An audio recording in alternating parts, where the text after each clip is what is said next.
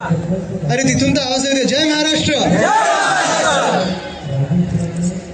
शिंदे काका, तुम्ही सांगितलं ठाण्यात अजून येत जा.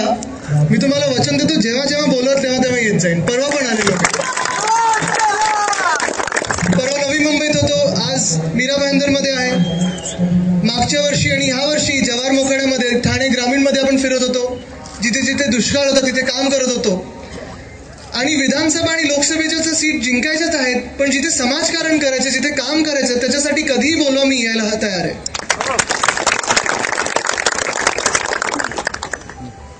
कारण मला तुमच्यासोबत नुसतं फिरायचं असतं. जी खरी मेहनत करतात ते हे सगळे युवा सैनिक करतात आणि सगळे शिवसैनिक करतात. आणि शिवसेनेतून जे युवा सैनिक येत आहेत, मला घरी विचारायला लागेल कोण. पण आम्ही पण शिवसेनेचे बच्चेच आहोत, काही वेगळे नाही आहोत. बरोबर की नाही?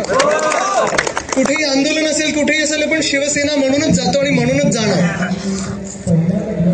जो भगवा फडकवायचा आपल्याला, परवा मी नवी मुंबईत पण सांगितलं की भगवा आपल्याला असंच फडकवायचा का विधानसभेवर आणि पार्लमेंटवर, की चला काही दुसरं मिळत नाही म्हणून भगवा फडकवायचं, असं आहे का? हो की नाही? तुम्ही मला सांगा. आपलं एक स्वप्न आहे ना. काय स्वप्न? काँग्रेस मुक्त भारत. काँग्रेस मुक्त भारत हेच स्वप्न आहे.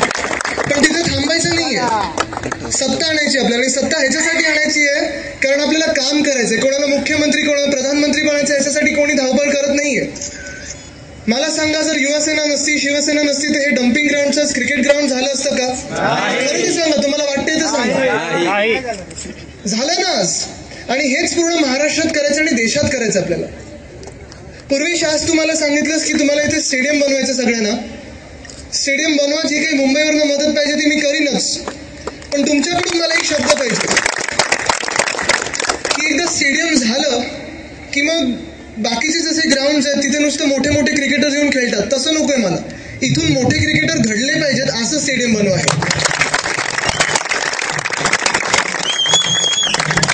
मग जगभरातून तर क्रिकेटर्स आलेच पाहिजेत, पण आजूबाजूला जे लोक राहतात त्यांनी पण येऊन खेळावं, ही माझी इच्छा आहे. आणि इथून ते मोठे व्हावे, ही माझी इच्छा आहे. आणि अशा एका वातावरणाला पण घेऊन पुढे चाललेलं सगळे भगवमय वातावरण आहे सगळीकडे, देशात असेल सगळीकडेच. आणि ह्या वातावरणात तुम्ही सोबत येणार की नाही, हा प्रश्न मी तुम्हाला आज विचारायला आहे. सोबत आहात की नाही?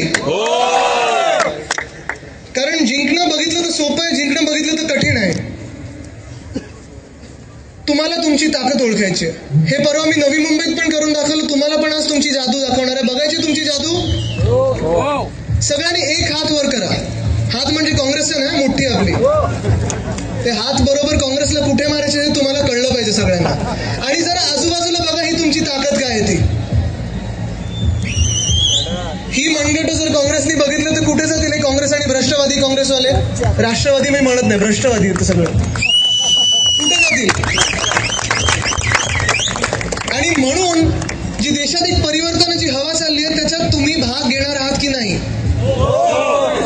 पण भाग म्हणजे नुसतं मतदान नाहीये, जिंकवणार आहात की नाही. कारण बघा, जे दिल्लीत सरकार येणार आहे त्याच्यात तुमचा खासदार तुम्ही पाठवणार आहात की नाही. तुमचा म्हणजे आपल्या सर्वांचा. हो ना, कारण तरच सत्तेचा उपयोग आहे आपल्याला. आत्ताचा खासदार तुम्हाला कधी येऊन विचारताय का? या ग्राउंडवर कधी आलेत? साफसफाईला कधी तुमच्या सोबत आलेत? कधी काय पाहिजे हे विचारायला आलेत?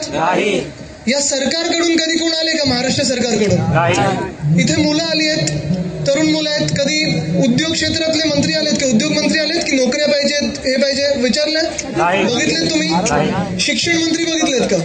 टोप्या लावतात ते नाही ना. मग आपला मंत्री तुमच्यामधून येणार आहे तिथून, आणि त्याला मंत्री बनवायचं आपल्याला.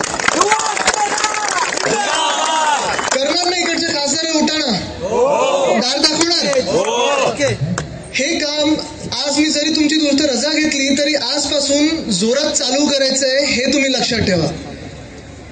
मी तुम्हाला वचन देतो की मी तुमच्या प्रत्येक पायाशी सोबत राहीन, प्रत्येक पावलावर राहीन. पण तुम्ही माझ्या सोबत राहणार आहे की नाही? देताय वचन? मेहनत करणार? चला मग आज जिंकायची शपथ घेऊया आणि एकत्र आपण दिल्ली आणि महाराष्ट्राच्या विधानसभेवर जाऊया. एवढीच आपल्याकडून आशा ठेवून रजा घेतो तुर्तास. जय हिंद, जय महाराष्ट्र, वंदे मातरम.